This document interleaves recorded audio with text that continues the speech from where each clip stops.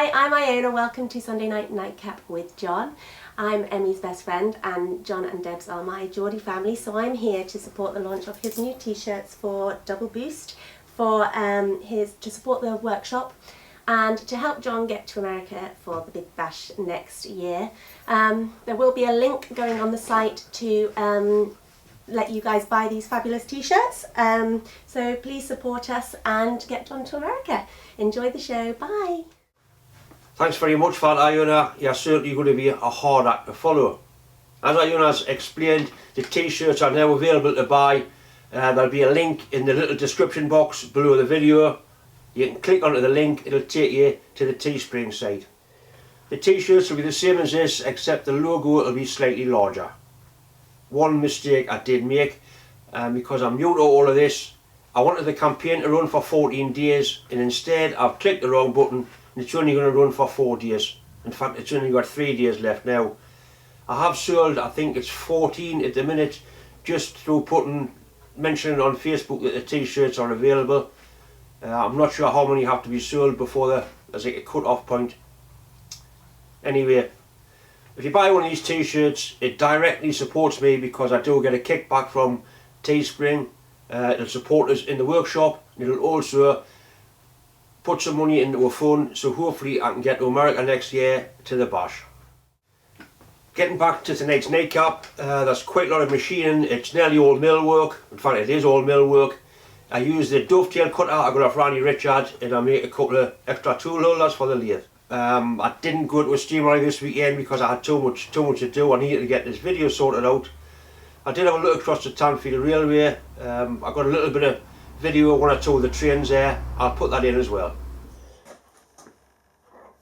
That's one of the tool holders off my Harrison lathe. That's a nice block of steel and I'm sure I'll be able to find at least 2 of those inside that block of steel. The block of steel's had that face milled, both ends milled, they're roughly milled, and that's been cut on a machine hacksaw. So the first thing I'll do, I'll put it in the vise that face down and I'll fly cut that face flat. It's actually quite a bit thicker than the original tool post, which is good for me because it means I can make the groove bigger or the slot bigger to take bigger tools. Bigger tools are actually cheaper to buy second hand than smaller tools. So the first thing we'll do, we'll mount this in the vise, fly cut that flat, then go from there. As you can see, it won't go in the vise. So I need to take 1/4 inch off this face here. That's the best corner. It's sitting nice and square, you can feel it sitting nice and square. If I was to tighten the vise up like that on this rough sewn face, it's not going to tighten up square. It'll definitely lift it like that. So what I'm going to do, you can either put a piece of welding wire along there, soft aluminium welding wire, or you could use a half ball and press in the centre. I think for this particular application, a piece of soft welding wire in there is going to be a better job. Simply a piece of aluminium, TIG welding wire goes into there, and that'll take up the shape of this face here.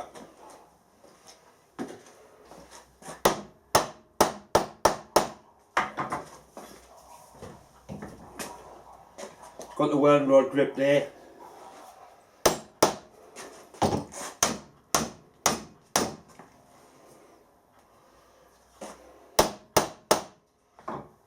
Right, what we need to do is take 1/4 inch off this face.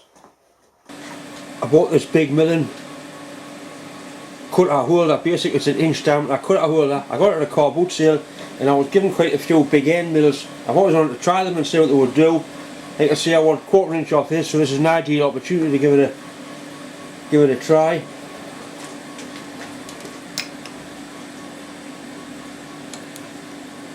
Right, that's 125 thou cut I've put on it.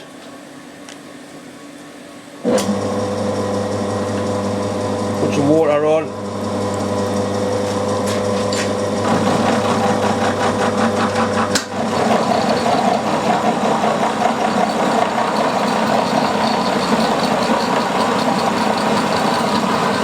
cutting that quite narrowly. It's not a massive cut if you've got a big sport, but on a machine like this that's quite a heavy cut.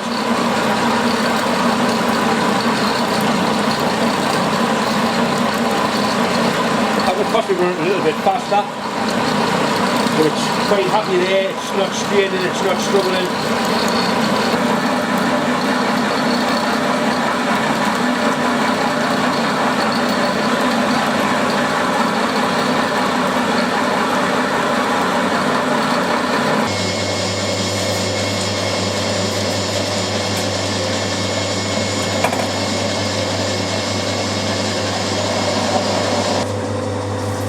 You bastard, you!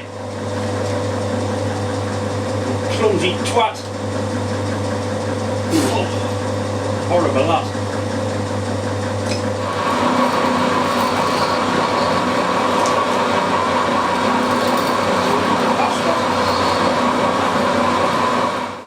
I've deragged the block of steel, put it back in the vase. That's the face that I machined. I've had a feeler gauge underneath, it's down nice and tight, nice and solid. That's a fly cut. All I want to do is square up this face before I put the dovetail in.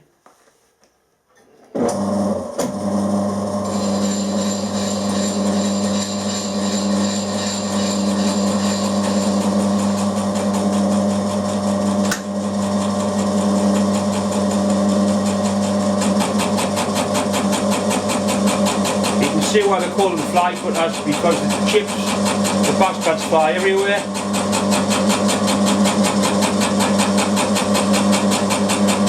Taking about 20,000 one cut there just to level it up. It'll probably take a couple of passes to get it nice and flat. See the marks there where it's been cut on a big bandsaw. It's been cut quite accurately really when you consider it.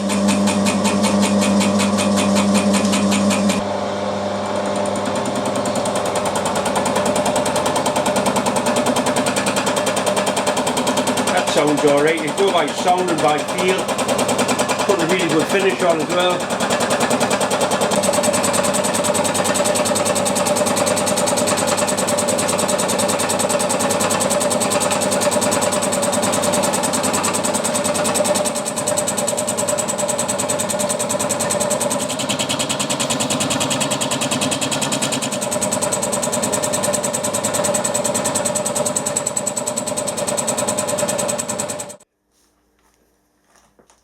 Before I use this dovetail cutter that was kindly given to me by Randy Richards, I'm going to plough a slot through here 10mm deep and then use the dovetail cutter to cut the dovetails.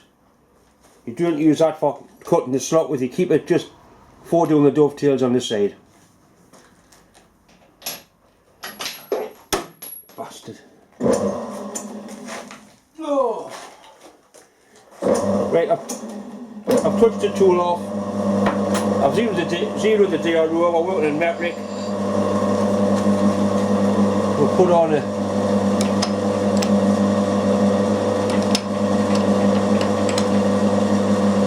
try a 1.5mm cut at first.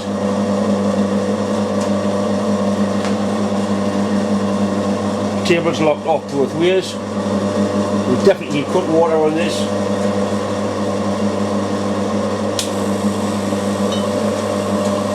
Try not to get soaked.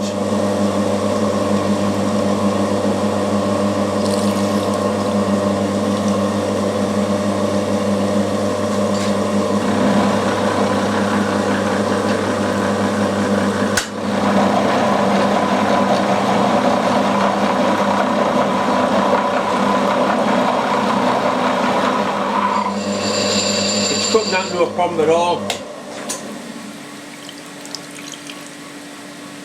We'll try a little bit more.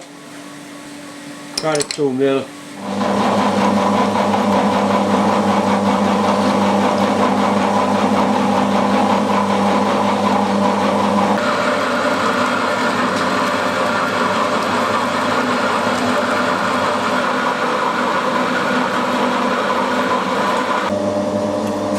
We're down to 8mm now. Take the last cut down to 10.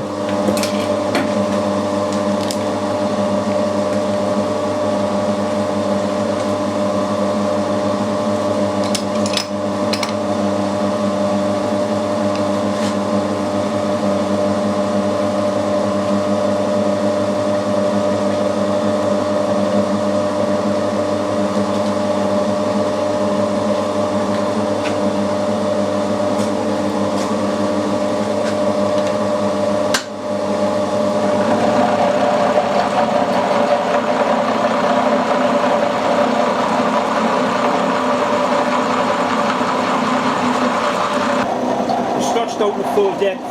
All I want to do now is make it wider. I need 6mm off each side to give us the full width.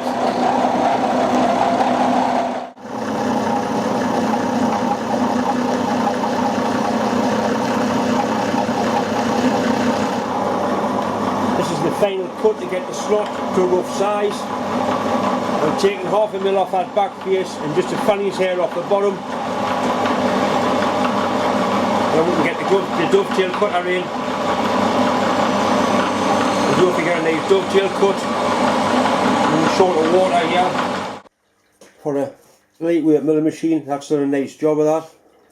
Next thing now is to set the dovetail cutter and cut the 2 dovetails. What you don't do is you don't let the dovetail cutter touch this face here. You lift it up probably 1/2mm so it leaves a little, like a little step on there.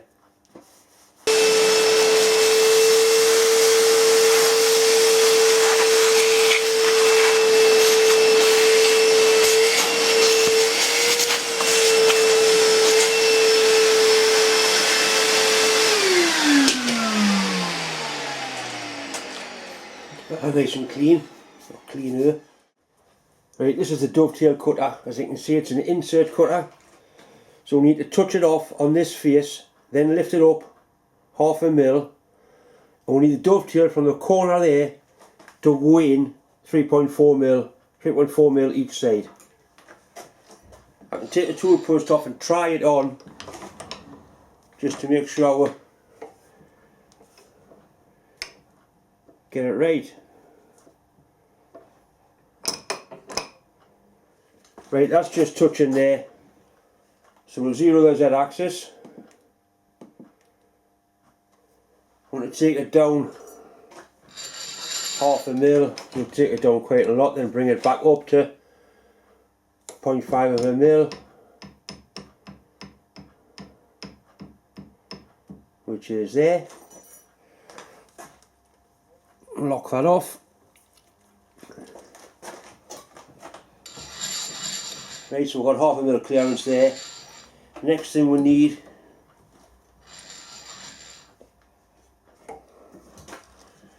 is it to touch, just touch that face there, which is there. So we can zero that axis as well. We need to go into there 3.2mm, sorry 3.4mm, 3.4mm into there. I'm not quite sure what speed to run this at, probably the same speed I had the milling cutter.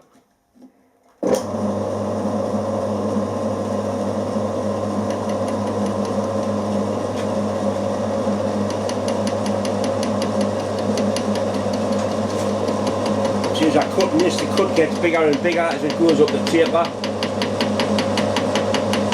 That's 1mm there.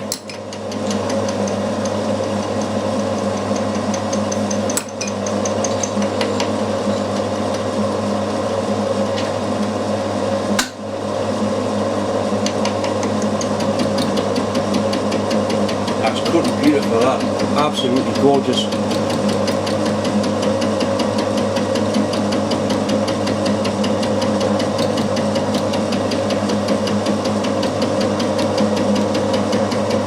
I think it'll take a bit more than that.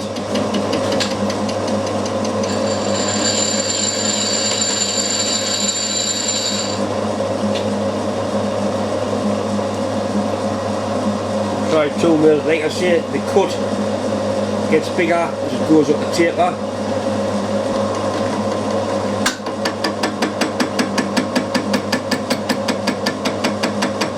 Cutting that no problem at all. Turn the water off so you can see it cutting.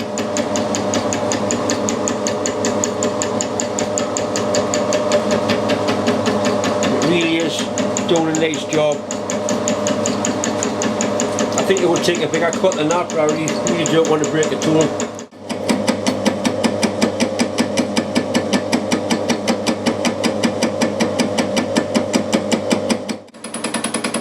I've changed the speed. I was cutting at 200. Set it up to 300 and it seems to be cutting equally as nicely. It is an interrupted cut obviously because it's only got one cut in it. I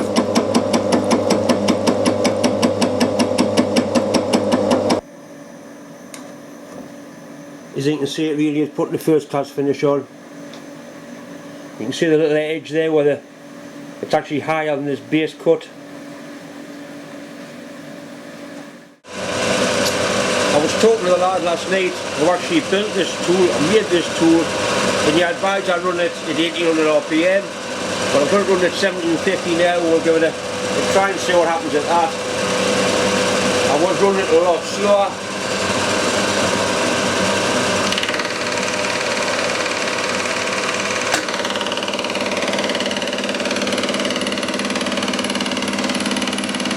But it certainly seems to be coping with that alright. That's cut and dry as well.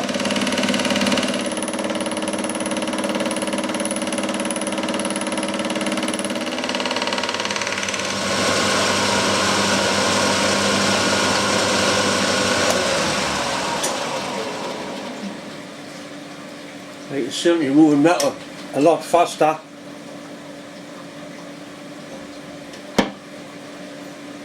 And it's not doing that tip any harm at all.